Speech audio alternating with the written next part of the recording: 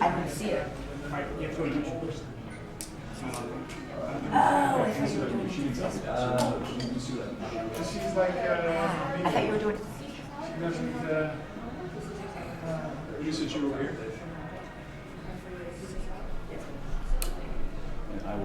Guys, how's it going? Karyn, how's it going? Great. How are you guys? Great to see you. Don't worry. Right.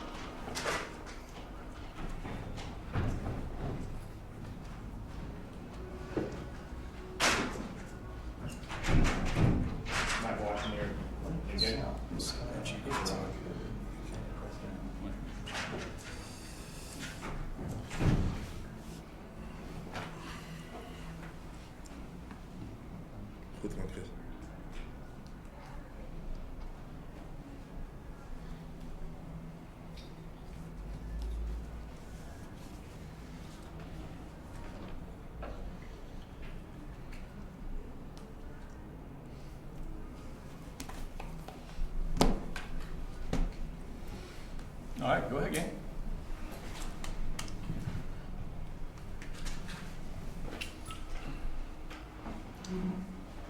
I want to ask you about working with Jack Swing. Been down there for your last couple fights. How much of your time in this training camp were you down there, and how have the effects of working with them been on your game plan? I was down there quite a lot. Immediately after getting confirmation of the fight, I went for pre-camp 3 weeks, and then later, this camp was 8 weeks. So 11 weeks total, and yeah, it's been great being back in the gym. Of course, when you fought Andrei, and when the main coaches decided to coach against me, we kind of had to switch it up a little bit, and we trained at a little other gym, Gracie Bar with Roberto Alencar, my jiu-jitsu coach, and we would go in the gym sometimes late when there was like nobody around. But it's good to be back in the group. It's good to be back in the normal flow of things. With Andrei, yeah, I don't know. I think he still has a little bit of a hard time dealing with the situation. I personally don't have a problem with him, but yeah. Who's going to be in your corner? It's going to be Greg, it's going to be Joachim, Azad, and Roberto. So what did you think when you saw Stipe beat Werdum? Did you think that's how that fight was going to play out? I thought it was an excellent performance by Stipe. I was a little bit dazzled by Werdum. I just thought he just did not look sharp in the whole thing leading up to it, and the crazy silly face he was doing, and his walkout. He just didn't look focused. And you need to be focused when you're champion. You need to, because everybody's hungry. Everybody's coming from the belt. You need to compose yourself, and people are coming. And so you think it was the fact that it was a big show in Brazil, and maybe there were just too many distractions for him? I think so. Yeah. So, but do you think? I'm curious. Stipe is a very heavy-handed guy. So. And it also comes to when you look at Verdum's body. I could see a little belly. He just did not look like he. And that's a little bit the thing that champions have when they're champion.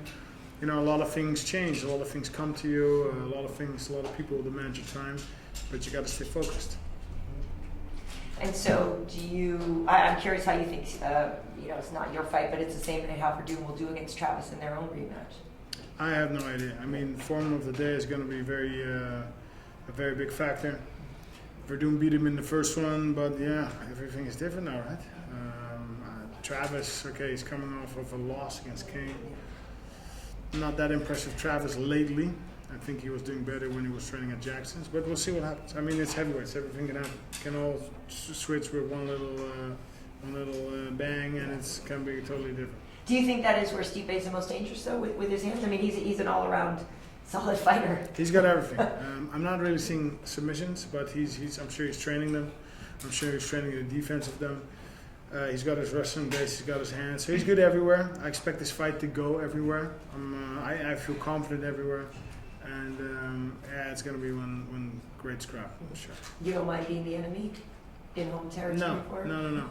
You know, imagine I have 86 fights all around the world, and training and competing for 22 years. So I've already seen it. I've been there, I've done that, and you know. Cleveland is nice. It's nice. It's nice people. It's America. It's calm. It's nice. If you compare that to some of the Russian places where I fought, where you're fighting a Russian and there's like all these Russians and all these long coats, it's cold, everybody's cranky, grumpy. That was hostile territory because they're looking at you and you know. Yeah. The referees, what are the referees doing? You don't know. The guy gets knocked out, they bring him up, they give him a yellow card, the fight continues, like that kind of stuff. Yeah. So this is UFC, this is USA, this is Cleveland. You know, Yeah. it's great. It's Did home. It's home to me too. I've been home to it. Did anybody ever give you a hard time in any of those fights? Like you're saying, was there anything where you, You know, thought it was a little suspect? You see everything happen, and I've of course had judges go against me a little bit, and you know, nothing. I mean, sometimes outlandish, but nothing too outlandish. I would say. You said, Alistair, that things change when you become champion, and that may have been the thing with Werdum. You've been champion before. Do you know that from experience? Like, have things changed for you where things come to you easier and the kind of things you were mentioning? Well, things definitely do change. And what I've learned is it's all about staying grounded. You need to stay in that fight mode. You know, you need to stay in that hungry mode. And that's a little bit of a challenge, I see. Because usually, you know, the money, the stacks of cash, the cars, the this, to that. You got to stay hungry. You got to stay, you know, because everybody wants that position. So I think you need to stay. Because what got me back up was going back to the roots, being humble, being nice, and above all, work hard and clever. You know, surround yourself with the right people. And if you're too much in that thing floating around, you know, appearances and this and that, and yeah, it's not being focused. Werdum had the pressure of being in his hometown for the last fight.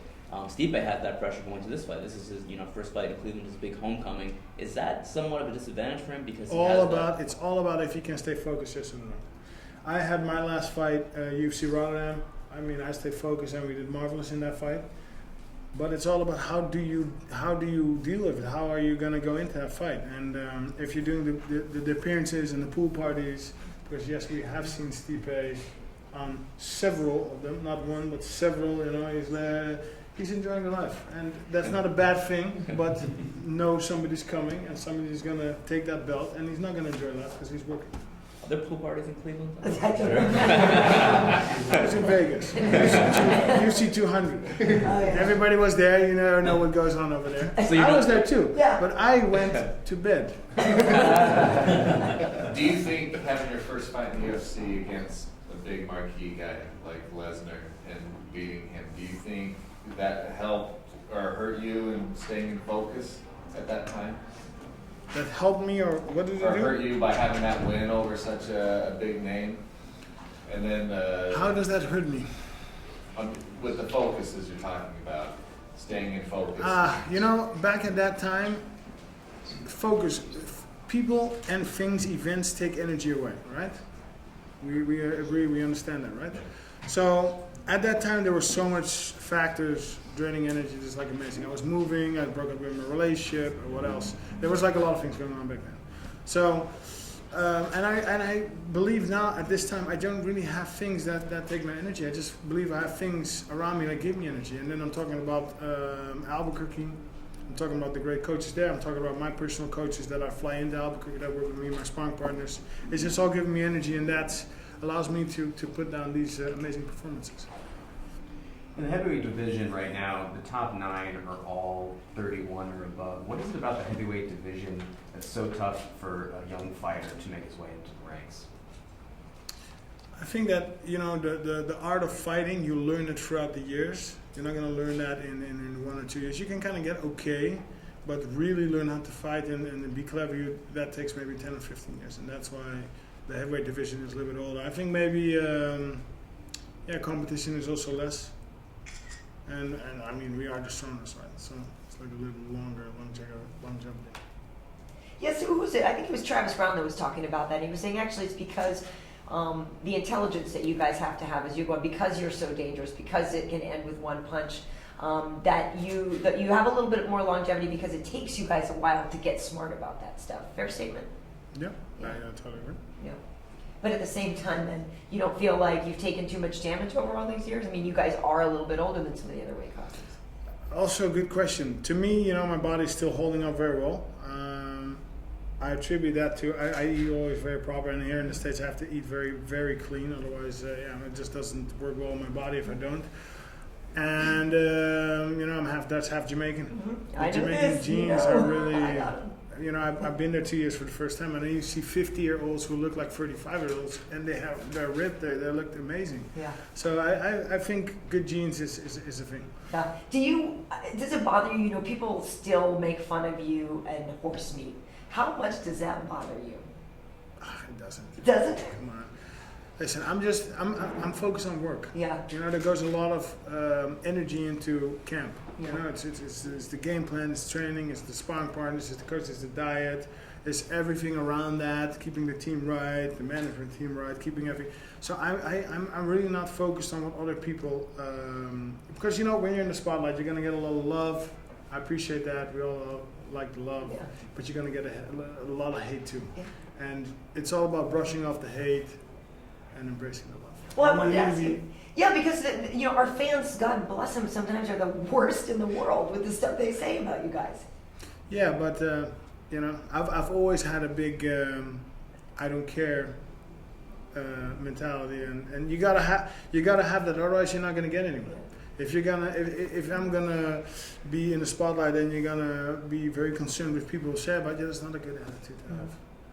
With all your accomplishments, Alistair, Strikeforce, Pride, K1, is the UFC belt the one thing that's kind of missing, the one thing that you still really desire and You want? said it. It is. It Yeah. is. I mean, we went basically to all these different promotions, and we always give it one hell of a fight.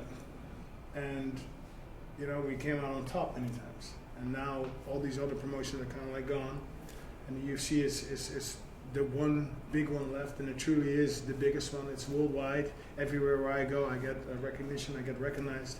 UFC truly is the elite, and it is the only one missing. So the last belt, September 10th, we're gonna get it, and we're gonna write history.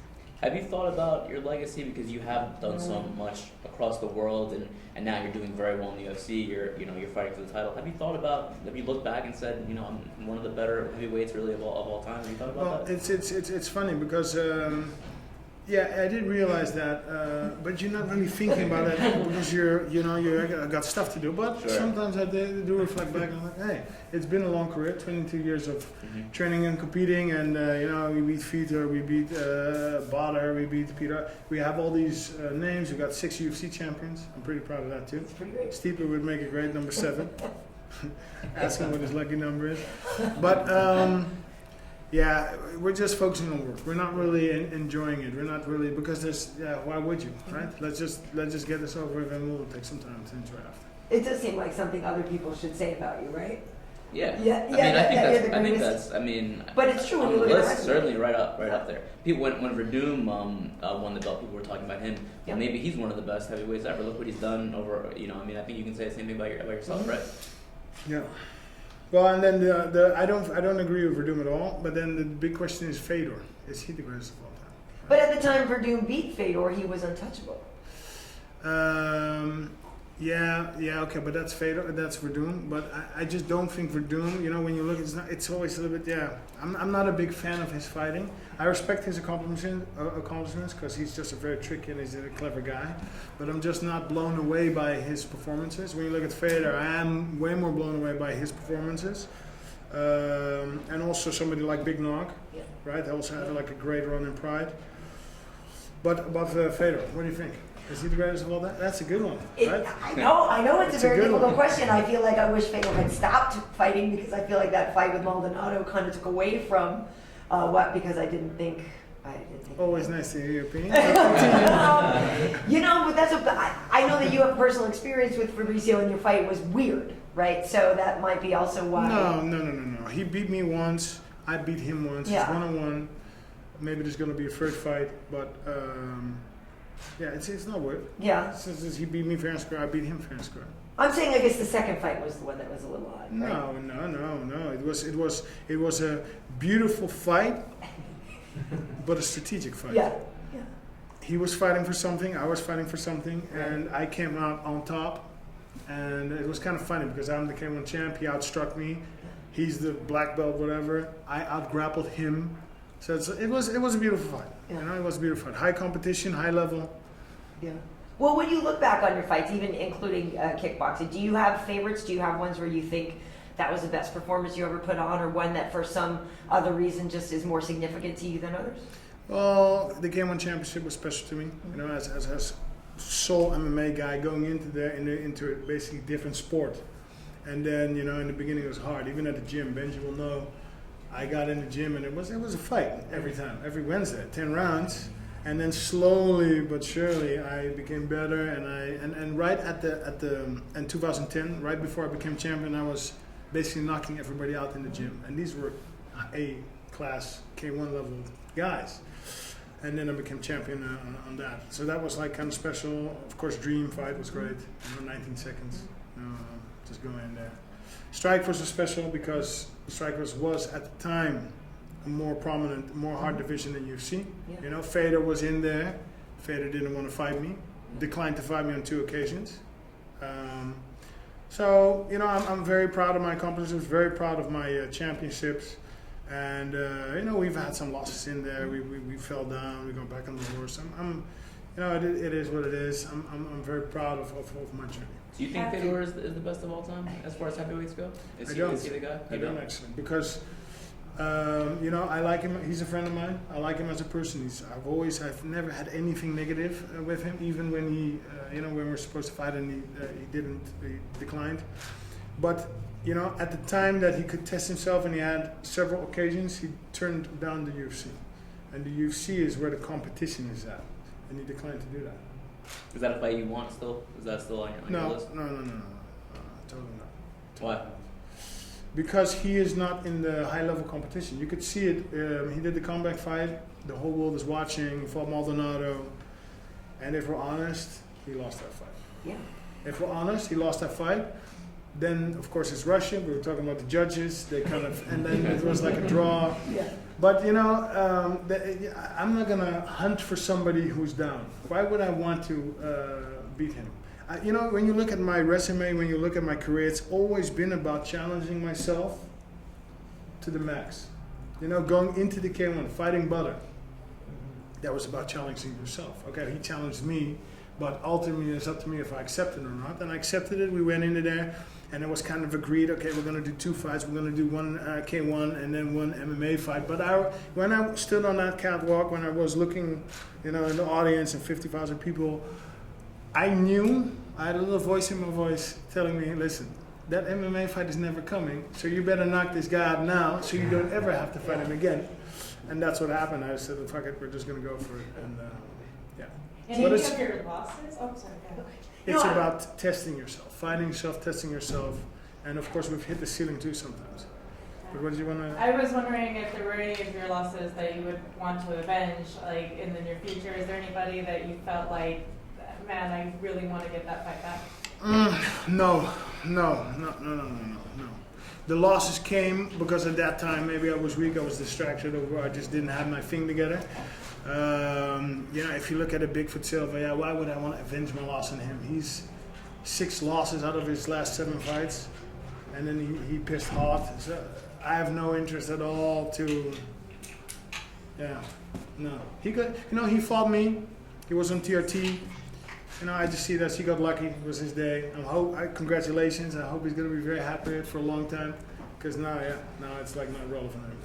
Over time, what has kept you motivated as a mixed martial artist? I mean, you've had such an extensive career in both, you know, kickboxing and MMA. What has been the central drive for you that's kept you going throughout the years? Yeah, it's a good question. I'm very competitive by nature. And I just don't like to give up. And at the same time, I'm also very creative. So I think combined. I just don't like to give up. I like to win, and I like to figure out how we're going to do it. And Yeah, I think those two factors. Gang, why don't we take a quick break? We can start eating. Let Alistair eat right now, and then we can finish up at the end here. It's a great idea. Yes. I know, we like having lunch with you guys too, because we don't feel bad about eating. Let's sit over there. The big boys. George, good to see you. Yeah, pass me the spotting one. Fraction. Sorry. Yeah, exactly. yeah. Benji.